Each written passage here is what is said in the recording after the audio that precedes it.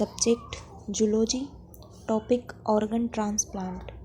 Name Neelu Jhala, BSc B.Ed 3rd year. Kautilya women TT college Kota. आज हम organ transplant के बारे में अध्ययन करेंगे। ऑर्गन ट्रांसप्लांट एक चिकित्सा प्रक्रिया है जिसमें एक अंग को शरीर से हटाकर प्राप्तकर्ता के क्षतिग्रस्त और मिसिंग ऑर्गन के स्थान पर प्रत्यारोपित किया जाता है। अंगदाता जीवित लिविंग पर्सन, ब्रेन डेड या रक्त परिसंचरण के माध्यम से मृत व्यक्ति भी हो सकता है। कॉर्निया को छोड़कर अन्य अंगों को 5 सालों तक संरक्षित और संग्रहित किया जा सकता है। अंग प्रत्यारोपण के लिए दाता मिलान की प्रक्रिया एक प्रमुख हिस्सा होती है। अक्सर एक ही प्रकार के ब्लड ग्रुप के साथ परिवार का जीवित सदस्य अंग को डोनेट कर सकता है, जिससे अंग प्रत्यारोपण की अस्वीकृति को कम किया जा सकता है। आज निम्नलिखित ऑर्गन्स को प्रत्यारोपित किया जा सकता है। फर्स्ट है हृदय प्रत्यारोपण अर्थात हार्ट ट्रांसप्लांट। सेकंड है lungs transplant. Third liver transplant for pancreas transplant. Fifth है cornea transplant. Sixth kidney transplant. 7 है trachea transplant and 8 skin transplant. Types of organ transplant. First type है ऑटोग्राफ्ट। अंग और ऊतक जो एक ही व्यक्ति के शरीर के भीतर प्रत्यारोपित किए जाते हैं वो ऑटोग्राफ्ट कहलाता है। इसका एग्जाम्पल है skin transplant, bone transplant, blood vessels. Blood vessels जो है वो ग्राफ्ट का यूज़ बाईपास करने के लिए भी किया जाता है। और सेकंड है एलोग्राफ्ट। एक ही प्रजाति के 2 आनुवांशिक रूप से असमान सदस्यों के बीच अंग या ऊतक का प्रत्यारोपण एलोग्राफ्ट कहलाता है। इसका एग्जाम्पल है heart transplant, kidney transplant, liver transplant. Third है जीनोग्राफ्ट। एक ही प्रजाति से दूसरी प्रजाति में अंगों या ऊतक का प्रत्यारोपण जीनोग्राफ्ट कहलाता है। अब मनुष्य में पिग के हेड वॉल का उपयोग किया जाता है। इसे कृत्रिम यांत्रिक हृदय या आर्टिफिशियल मैकेनिकल हार्ट कहा गया। अब हम पढ़ेंगे वैक्सीनेशन या immunisation. The founder of vaccinology Edward Jenner. First vaccine चेचक का टीका। इसकी डेफिनेशन, वैक्सीनेशन एक ऐसी प्रक्रिया है जिसके द्वारा एक व्यक्ति एक वैक्सीन के द्वारा किसी संक्रामक रोग के प्रति प्रतिरोधकता उत्पन्न करता है। जिस प्रक्रिया से सक्रिय प्रतिरक्षा को प्राप्त किया जाता है उसे टीकाकरण कहा जाता है। टीकाकरण का सिद्धांत प्रतिरक्षा प्रणाली की स्मृति के गुणों पर आधारित होता है।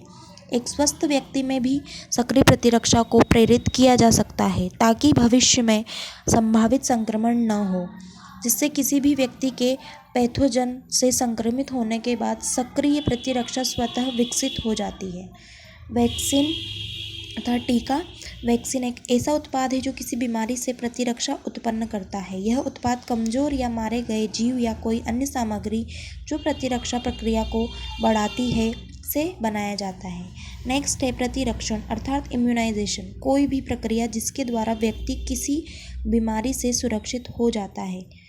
टीका प्रतिरक्षा प्रणाली को इस तरह से उत्तेजित करता है जो न केवल एंटीबॉडीज उत्पन्न करता है बल्कि बड़ी संख्या में T and B memory cells को भी उत्पन्न करती है। अर्थात वैक्सीनेशन और इम्यूनाइजेशन एक दूसरे से थोड़ा सा कनेक्ट होते हैं। और इम्यूनाइजेशन है वो ऐसी प्रक्रिया है जिसके द्वारा व्यक्ति किसी भी बीमारी से सुरक्षित हो जाता है और टीका प्रतिक्रिया प्रणाली को इस तरह से उत्तेजित करता है। अब हम पढ़ेंगे जब वैक्सीन लगाए गए व्यक्ति पर पैथोजन द्वारा हमला होता है तो उपस्थित T and B memory cells antigen को जल्दी से पहचान जाती है और पैथोजन को नष्ट करने के लिए बड़ी संख्या में एंटीबॉडी एंड लिम्फोसाइट्स का उत्पादन करती है और व्यक्ति रोगग्रस्त नहीं होता है। टीकाकरण द्वारा प्रतिरक्षा कुछ महीनों तक या जीवन भर रहती है। किसी रोग के लिए एक एकल टीकाकरण आजीवन प्रतिरक्षा दे सकता है, जबकि किसी रोग के लिए बार बार खुराक देने की आवश्यकता होती है। यदि कोई व्यक्ति किसी घातक सूक्ष्म जीव से संक्रमित होता है तो इसके लिए त्वरित प्रतिरक्षा प्रतिक्रिया की आवश्यकता होती है। एग्जाम्पल है टिटनस। टिटनस जैसे संक्रमण के लिए सीधे पूर्व निर्मित एंटीबॉडी या एंटीटॉक्सिन को बॉडी में इंजेक्ट किया जाता है। सेकंड एग्जाम्पल है सर्पदंश। सर्पदंश में भी सांप के जहर के विरुद्ध पूर्व निर्मित एंटीवीनम के इंजेक्शन दिए जाते हैं। इस प्रकार के टीकाकरण को पैसिव वैक्सीनेशन अर्थात निष्क्रिय टीकाकरण कहा जाता है।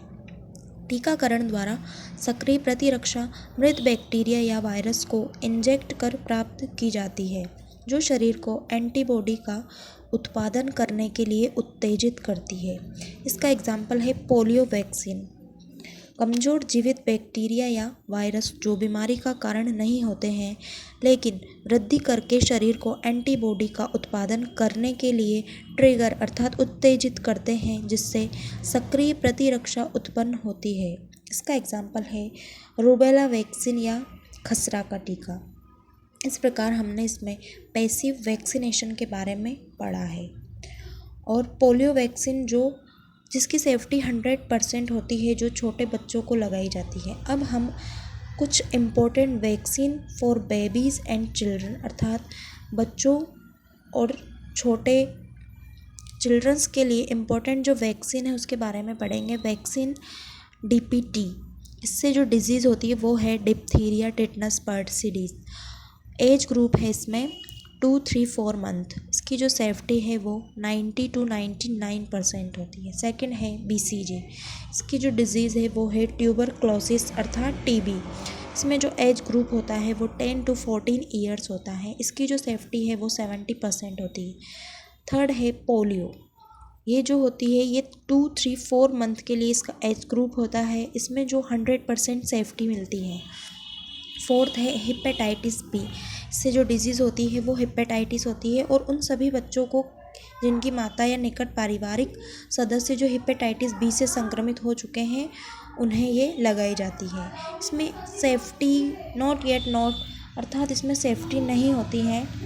केवल ये उन बच्चों को जिनकी माता या निकट पारिवारिक सदस्य जो हेपेटाइटिस बी से संक्रमित हैं उन्हें लगाई जाती है।